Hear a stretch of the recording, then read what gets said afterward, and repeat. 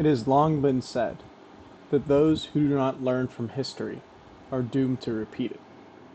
In the case of the 2024 presidential election, we barely have to look into the past to see why this collision course that America is seemingly determined to get itself on will not be beneficial for the country.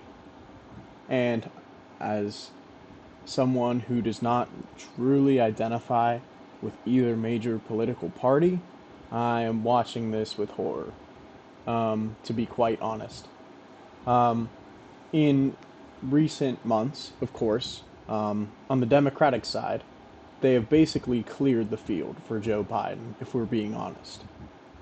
Robert Kennedy is not even in the race at this point for the Democrats. Marianne Williamson will not make any kind of serious run. Phillips, I've seen thrown around, but he's not even close to the numbers that Biden is currently at. So it's a foregone conclusion that if physically capable of running, Joe Biden will be the nominee for the Democrats in 2024. Which leads us to the Republican side. On the Republican side, currently, on the national level, Donald Trump is at 62% among Republicans. 62%. And this is up from around 52% only, a few months ago, back in August. Um, since then, you've seen definitely a changing of the guard towards the bottom of the Republican primary. Tim Scott has dropped out, um, obviously, since most of the polling has been done. But currently, on the national level at least, Ron DeSantis is holding on to his second place status at a meager 13.6%, giving Trump an advantage of around 48% on his closest rival currently. And if we take a look at some of the early Republican presidential states, um, you see in the Iowa caucus, Trump is currently around 47%. DeSantis is at 17.3, Haley's at 16.3. These numbers still have Tim Scott in them, so it'll be interesting to see where that 6% goes, if it goes all to Trump, if it goes all to Haley, if it's kind of spread pretty evenly amongst many candidates. But regardless of where that 6% goes, Trump still would have a pretty commanding advantage in the state of Iowa. In the state of New Hampshire, Trump is at 45.7%, which is a little bit lower, but obviously still in a plurality. In second place currently is Nikki Haley at 18.7%, which I think is significant that she has moved into second place. She's had some momentum since the most recent Republican debate, in my view, and I think you could see her numbers potentially starting to rise. To what level, I'm unsure. Of course, only time will tell us that.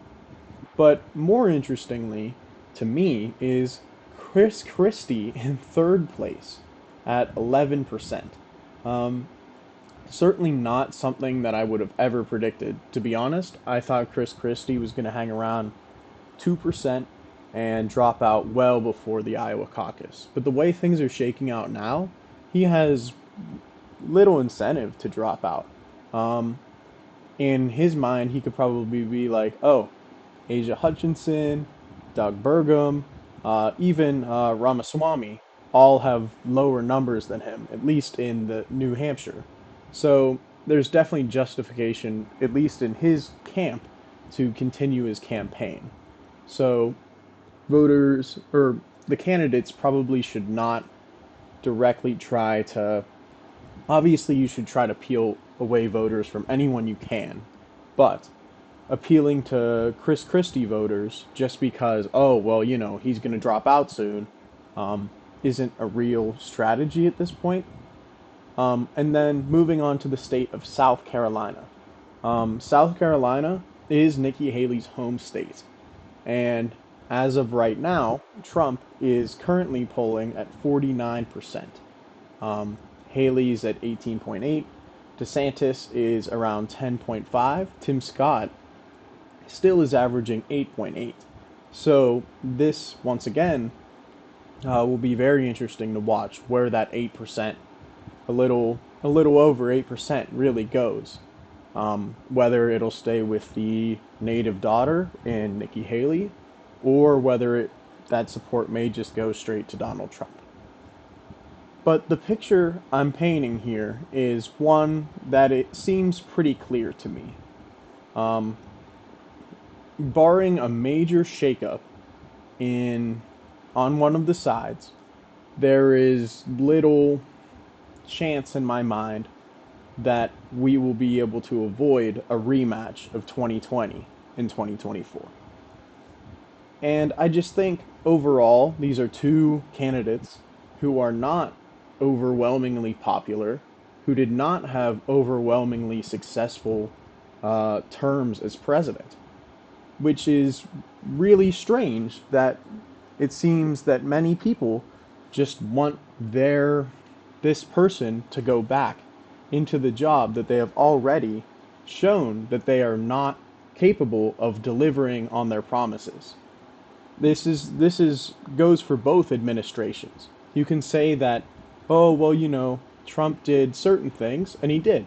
Biden's done certain things, he has. But overall, I don't think either anyone can look me in the face, look straight in the eyes, and tell me either of these presidents were successful, will be remembered positively, like decades down the line. I think it will be very interesting to me how people will see all of this that has been going on in the future and be maybe they'll look back at this like, wow, what what were they doing? Why were they so insistent on putting these two people that are not popular up again and again? And whichever one of them is elected in 2024, at the end of their term, will be the oldest serving president in U.S. history. And personally, I think that there's been a lot of discussion about, generational leadership. You've seen recent backlash against some of the, for lack of a better word, boomers in Congress. Some concerns about the mental fortitude of both of these presidential candidates. Um, and to be quite honest, I think that America deserves better than the two candidates that we seem to be destined to have representing the parties once again. So let me know what you think in the comments. And if you do vehemently support one of these two candidates, please enlighten me what I'm missing in the comments. Because in my estimation, I see a former president and a current president that both did not have successful terms in office that are pretty much being given another chance at running this country. So thank you for watching. As always, please let me know what you think in the comments down below. If I missed anything, if there was any oversight that I made, please let me know that as well. Once again, thank you for watching, and I will see you all in the next video.